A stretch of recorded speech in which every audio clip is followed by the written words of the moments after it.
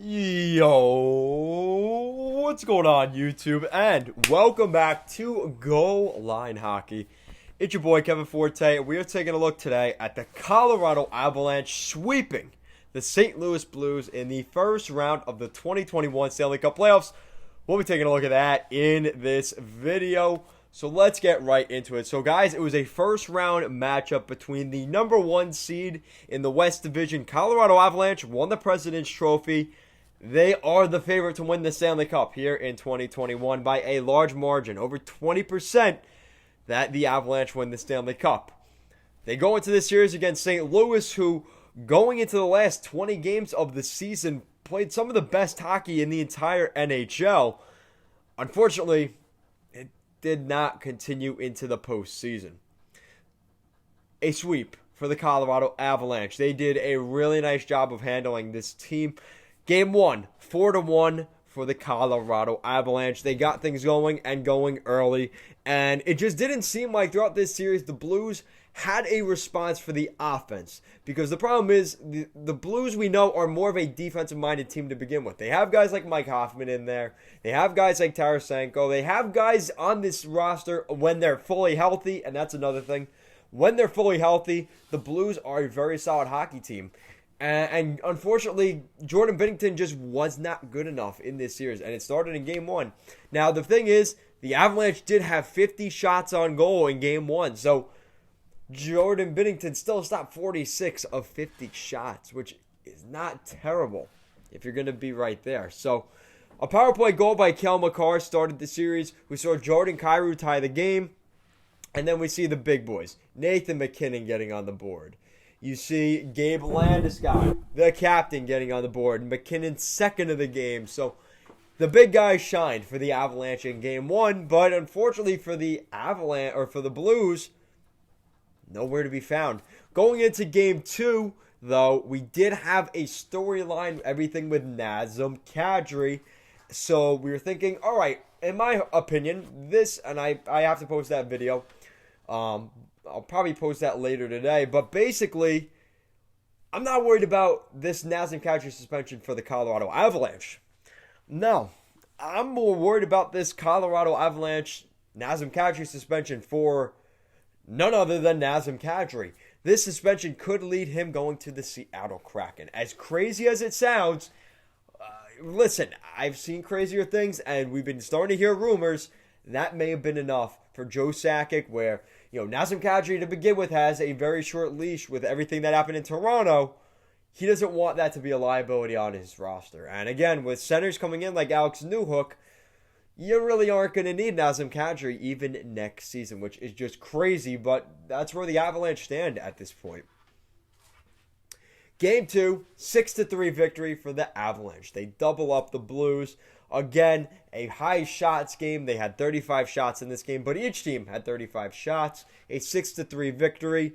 And again, you're seeing some of the depth get on the board. MacKinnon getting his third of the postseason. Donskoy scoring 2. MacKinnon scoring 2 goals. I mean, MacKinnon getting a hat trick. MacKinnon getting a hat trick. Donskoy having 2 goals. The Avalanche were pretty unstoppable in this series in terms of their offense and their scoring power. And the Blues just couldn't keep up.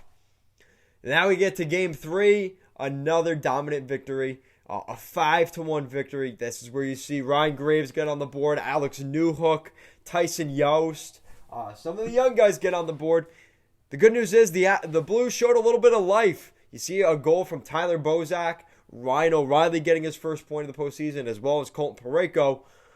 And that's where the story stopped. Once again, Brandon Saad getting his second of the postseason, and JT Compher. The depth came in, the youth came in, and got the goal support for the Avalanche, so they won Game 3, kind of putting a stranglehold on the Blues going into Game 4.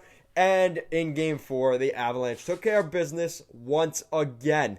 Vladimir Tarasenko did get on the board early in this one, but again, another goal from Brandon Saad, his third consecutive game with a goal. The captain, Landeskog, getting a goal. You see Rantanen get on the board. Tarasenko scored 2 goals in this series, and they were in the last game. Unfortunately, MacKinnon would get his 6th goal of the postseason, and to cap it off, Val Nichushkin would get his first of the postseason, and that would be it. It was a 6-3 win for the Colorado Avalanche. This series, I hate to say, didn't really seem close. Every game, there was a 3-goal differential in the first game, a 3-goal differential in the second game, a 4-goal differential in Game 3, and a 3-goal differential once again in Game 4. The Blues just didn't have what it took in this series. And they tried to be aggressive. I felt like that was an edge that the Blues had going into this series. Be aggressive, maybe agitate and, get under the skin of and, maybe even to a slight degree intimidate some of the young Colorado Avalanche players. And they were not able to do that, not even a little bit. And Craig Berube and the St. Louis Blues are left, leaving the building for the 2021 postseason. It was a good run for the Blues this season. I would expect some changes because this is a pretty big loss. Now, the good news is the Avalanche were the favorite in this series. They're the favorite to win the Stanley Cup by a large margin. So if the Avalanche end up winning the Stanley Cup, the Blues can say, well, we lost to the eventual Stanley Cup champion.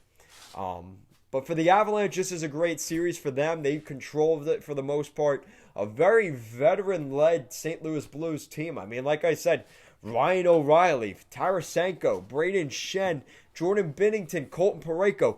They've won Stanley Cups in 2019 with this St. Louis Blues roster. Pretty much, a couple of changes here and there. For the most part, very much intact. A very tough loss for the Blues. But like I said, the Avalanche are the team to beat right now in the NHL playoffs. So guys, let me know what you think in the comment section down below. What do you think of this series between the St. Louis Blues and the Colorado Avalanche? Let me know your thoughts in the comment section down below. If you guys like what we're doing here at Goal Line Hockey, want to see the latest news around the NHL, you guys know what to do.